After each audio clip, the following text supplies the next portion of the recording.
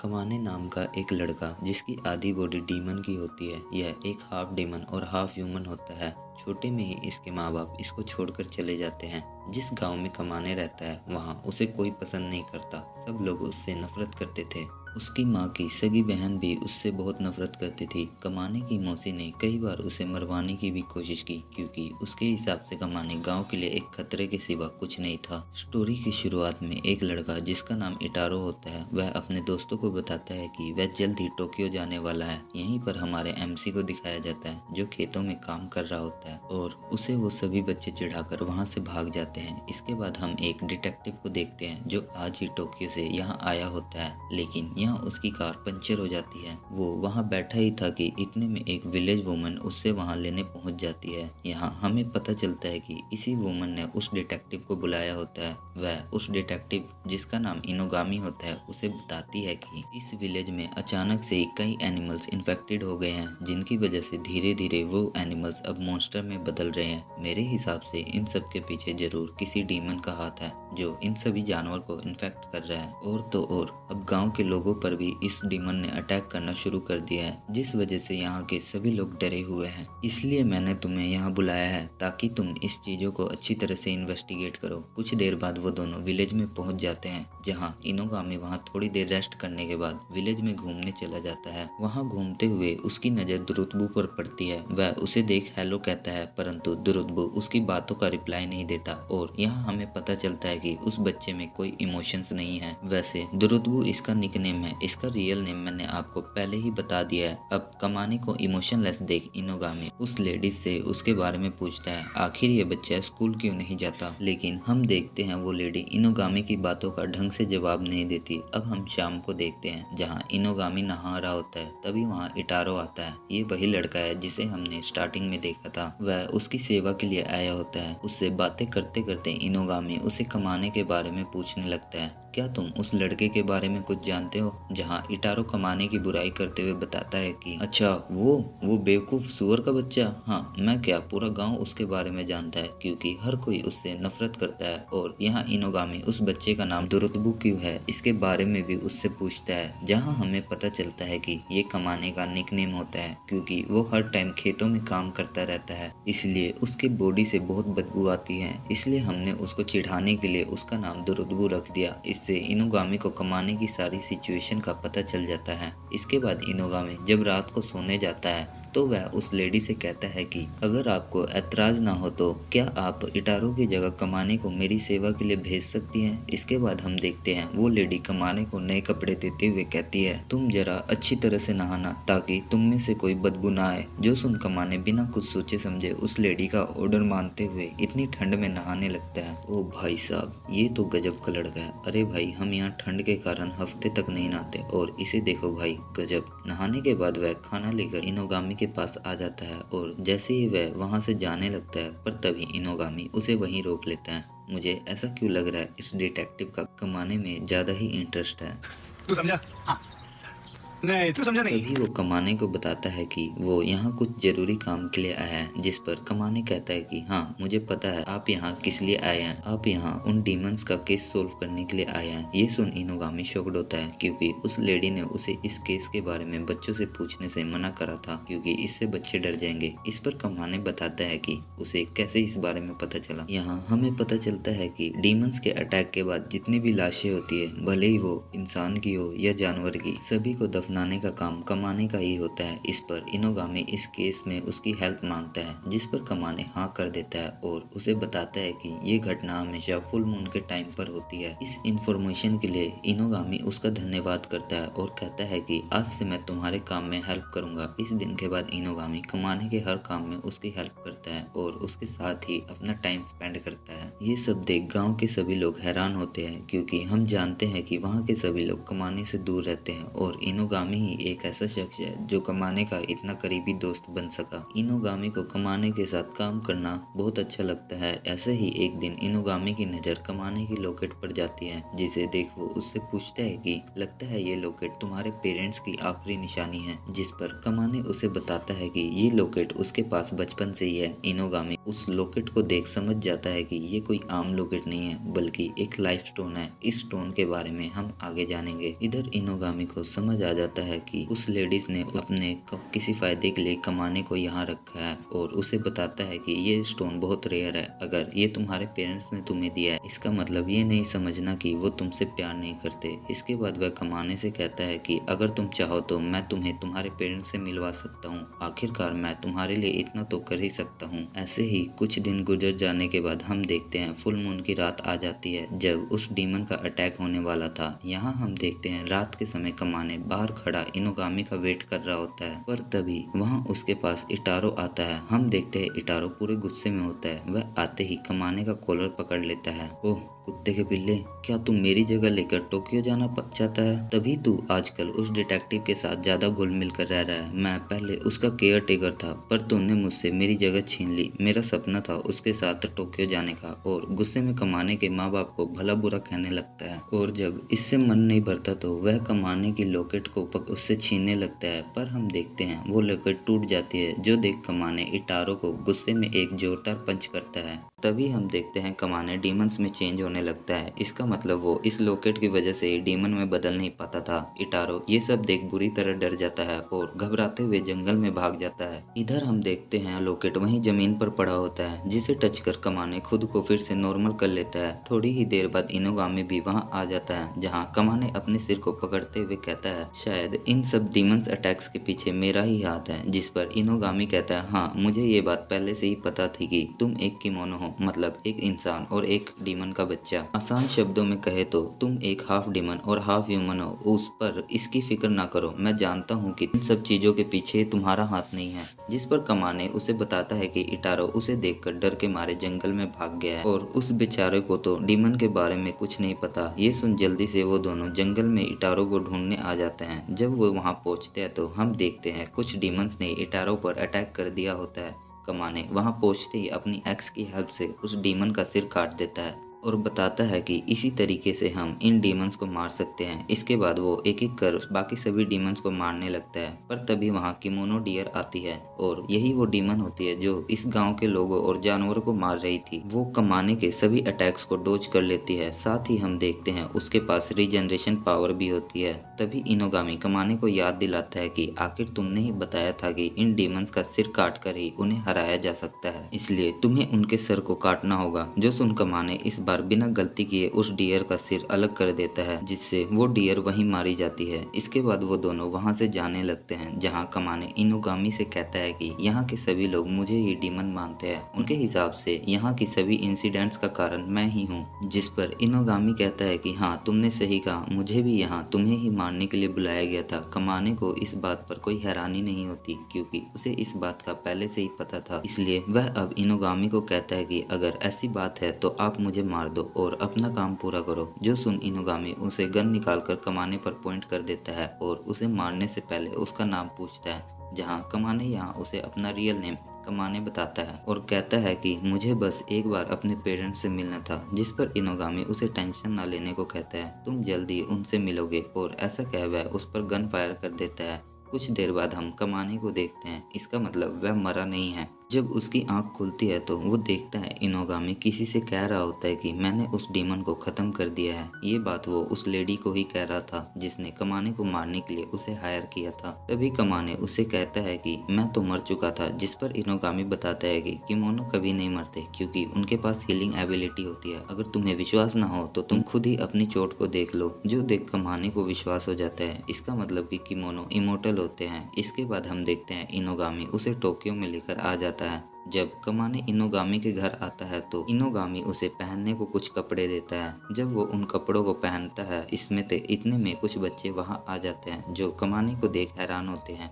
आखिर ये बच्चा कौन है। इसके बाद इनोगामी सभी को साथ बिठाकर कमाने का इंट्रोडक्शन देता है और कहता है कि आज से तुम सभी दोस्त हो और तुम्हें एक साथ रहना है, क्योंकि मैं डिटेक्टिव हूँ इसलिए मैं सबकी मदद करता हूँ, चाहे वो किमोनो हो या इंसान। दरअसल ये दोनों ही लड़के होते हैं। इनमें से एक का नाम शिकी और ब्लू शर्ट वाले का नाम अकीरा होता है। शिकी इनोगामी से कमाने के हाफ डीमन होने के बारे में पूछता है, जिस पर इनोगामी बताता है कि हाँ, ये एक किमोनो है, इसके पेरेंट्स में से कोई ना कोई डीमन होगा, इसलिए ये भी हाफ डीमन है। इस दरअसल शिकी भी एक किमोनो होता है। तभी शिकी कमाने के कपड़े देखता है, जो देख वो गुस्सा हो जाता है, आखिर इसने मेरे कपड़े क्यों पहने हैं। ये लड़के, मुझे अपनी चीजें किसी के साथ शेयर करने में बिल्कुल अच्छा नहीं लगता, और वहाँ से जाते हुए कहता है कि मैं अपना बेडरूम तुम्हारे साथ बिल्कुल भी शेयर नहीं करूंगा। तभी अकीरा शिकी की तरफ से उस कमाने से माफी मांगता है, लेकिन कमाने अकीरा को एक लड़की समझ लेता है, जिस पर इनोगामी उसकी गलतफहमी दूर करता है। वो बस दिखता लड़की की तरह है, लेकिन कमाने ने उसे लड़की कहा था, जो उसे बहुत बुरा लगता है, और वह अपने कमरे में जाकर आईजी पर अपनी क्राई फोटो अपलोड करता है।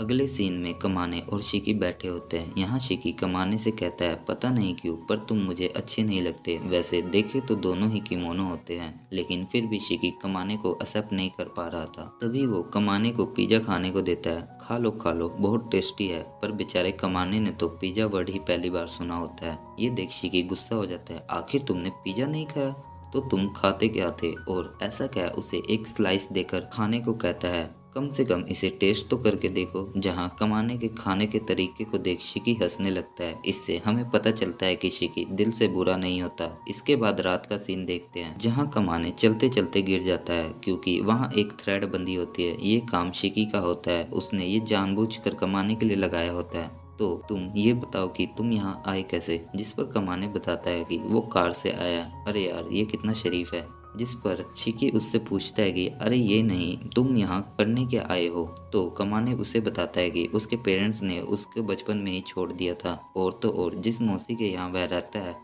वो भी उसे मरवाना चाहती थी, क्योंकि मैं एक किमोनो हूँ, और इसी कारण इनोगामी मुझे यहाँ लेकर आ गए। जिस पर शिकी उसे चिढ़ाने लगता है, ओह तो तुम्हारे पेरेंट्स ने तुम्हें छोड़ दिया, अब तुम अनाथ हो। अनाथ शब्द सुनकर कमाने गुस्सा हो जाता है और पैर जोर से खींचकर उस थ्रेड से निकाल लेता है, और अपनी हीलिंग एबिलिटी से उस जख्म को ठीक भी कर लेता है। शिकी उसकी हीलिंग एबिलिटी को देख शॉक्ड होता है। मैं कोई अनाथ नहीं हूँ, एक ना एक दिन मेरे पेरेंट्स मुझे लेने जरूर आएंगे। नेक्स्ट डे इनोगामी सभी को एक मिशन पर लेकर आया होता है। तभी वहाँ सेफ्टी इंचार्ज उन्हें घर के अंदर जाने से रोकता है, क्योंकि वहाँ बच्चे नहीं जा सकते। जिस पर इनोगामी उन बच्चे को अपना असिस्टेंट बताता है। इसके बाद जब वो अंदर पहुँचते हैं तो वो देखते हैं वहाँ दो बच्चे रो रहे होते हैं, और उन्हें देख बताते हैं कि उनकी माँ और छोटा भाई अंदर कमरे में है। तभी इनोगामी उन तीनों से कहता है, क्या तुम लोग इस कमरे में क्या है देखना चाहोगे। जिस पर वो तीनों उस कमरे में झांक कर देखते हैं कि वहाँ बहुत से डीमन इंसेक्ट होते हैं, जो देख अकीरा बुरी तरह डर जाता है। तभी इनोगामी उन्हें समझाता है कि ये डीमन इंसेक्ट है, बहुत ही ज्यादा डेंजरस होते हैं। अगर ये ह्यूमन बॉडी पर कुछ टाइम तक चिपके रहे तो उस ह्यूमन की डेथ हो जाती है, इसलिए अब हमें इन्हें जल्दी से जल्दी बचाना होगा। जिस पर वो सिक्योरिटी गार्ड बताता है कि हमारा साथी भी जब अंदर गया तो उसे भी उन कीड़ों ने पकड़ लिया। जो सुन इनोगामी सोचने लगता है, अगर मैं अपनी किमोनो पावर्स के थ्रू अपनी बॉडी को स्टील की तरह बना लूं, नहीं, इसमें तो काफी टाइम लगेगा, तब तक वो कीड़े उन्हें मार देंगे। इसलिए अब उनके पास कोई रास्ता नहीं बचता, और अब वह उन सभी पुलिस वालों को बाहर जाने को कहता है। जिनके जाने के बाद शिकी कहता है कि मैं अपनी स्पाइडर वेब से उन्हें बचा सकता हूँ, जिस पर इनोगामी राजी हो जाता है। तभी शिकी अपनी स्पाइडर वेब को पूरे कमरे में स्प्रेड करने लगता है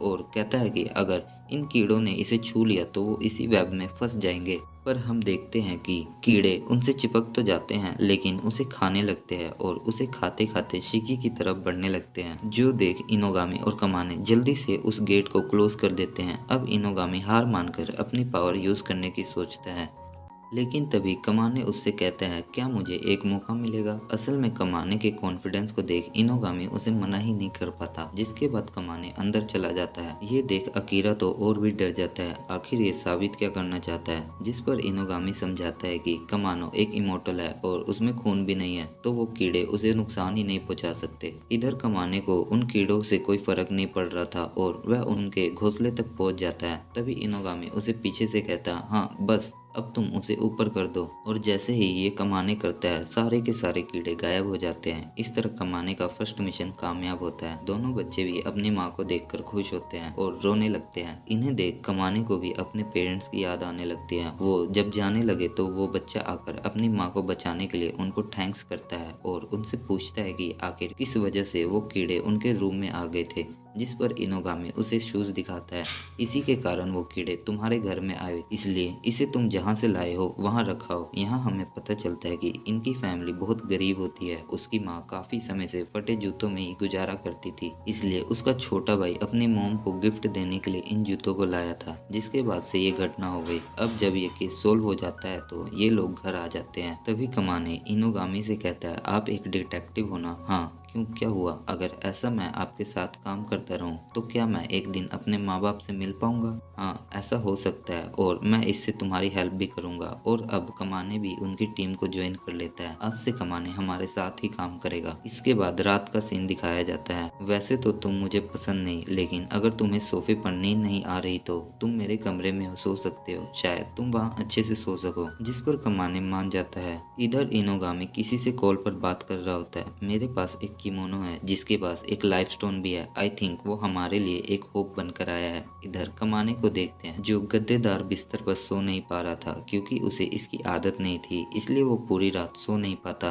इधर हम देखते हैं इनोगामी जिस लेडी से कमाने के बारे में बात कर रहा था उसके इरादे कुछ नेक नहीं थे। नेक्स्ट डे इनोगामी सभी को उस लेडी के आने की बात बताता है। वो एक पुलिस मेंबर होने के साथ साथ फॉक्स किमोनो भी है। शिकी, तुम्हें ही कमाने को लेकर उसके पास उससे मिलवाने जाना है। इसके बाद जब वो जाने ही लगते हैं तभी इनोगामी कमाने को एक लकी चार्म ला कर देता है। ये आगे तुम्हारी हेल्प करेगा, इसलिए इसे अपने पास ही रखना। दूसरी तरफ वो लेडी जिसका नाम किनाई होता है वह आ चुकी थी। उसकी अदाएं देखकर सब पुलिस वालों के होश उड़ जाते हैं। बस उसकी परफ्यूम की स्मेल से ही अब हिप्नोटाइज हो रहे थे। इधर कमाने और बाकी सभी पुलिस स्टेशन की तरफ जा रहे होते हैं, जहाँ रास्ते में लोगों की भीड़ देख कमाने हैरान होता है। मुझे नहीं पता था कि इस दुनिया में इतने सारे लोग रहते हैं। इधर शिकी वहाँ जल्दी ही पहुंचना चाहता था, पर अकीरा को इससे कोई मतलब नहीं था, जिस पर शिकी उस पर चिल्लाने लगता है। थोड़ी ही देर में वो तीनों पुलिस स्टेशन पहुंच जाते हैं, जहां हम देखते हैं एक लड़की उन तीनों पर नजर रखे होती है। शिकी रिसेप्शन पर आकर किनाई से मिलने की अपॉइंटमेंट के बारे में बताता है, जिस पर वो रिसेप्शनिस्ट उसे साफ मना कर देती है। बच्चों का यहाँ आना साफ मना है।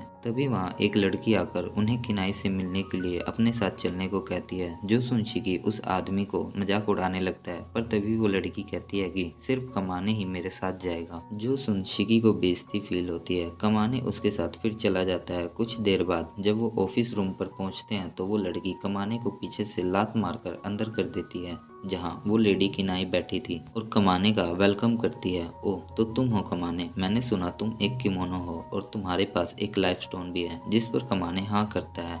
ओह, सच में? क्या तुम मुझे उस लाइफ स्टोन को एक बार दिखा सकते हो? जिस पर कमाने उसे वो लॉकेट निकाल कर दे देता है। अरे वाह, वैसे क्या तुम जानते हो ये किस काम आता है? नहीं, मुझे नहीं पता। मुझे सिर्फ इतना पता है कि ये स्टोन मुझे मॉन्स्टर बनने से रोकती है। किनाई उसे बताती है कि इंसान जो इमोशंस जैसे गुस्सा, डर, दुख और मेंटल एनर्जीज प्रोड्यूस करता है उसे ही किमोनोस एब्जॉर्ब कर जिंदा रहते हैं। अगर हमारे पास ऐसे और भी लाइफ स्टोन होंगे तो हमें इंसानों को खाने की जरूरत नहीं पड़ेगी। तभी किनाई उस लड़की को इशारा करती है, जो देख वो लड़की एक ही झटके में कमाने का सिर काट देती है और कुछ अफसर्स को बुलाकर कमाने की बॉडी को जलाने के लिए कहती है और उनको सिक्योर करने को कहती है। जिस पर वो अफसर कमाने के सर को एक सूटकेस में डाल देता है। तभी किनाई उस सूटकेस को उठाने की कोशिश करती है, पर वह उसे उठा ही नहीं पाती। ओह, ये कितना भारी है।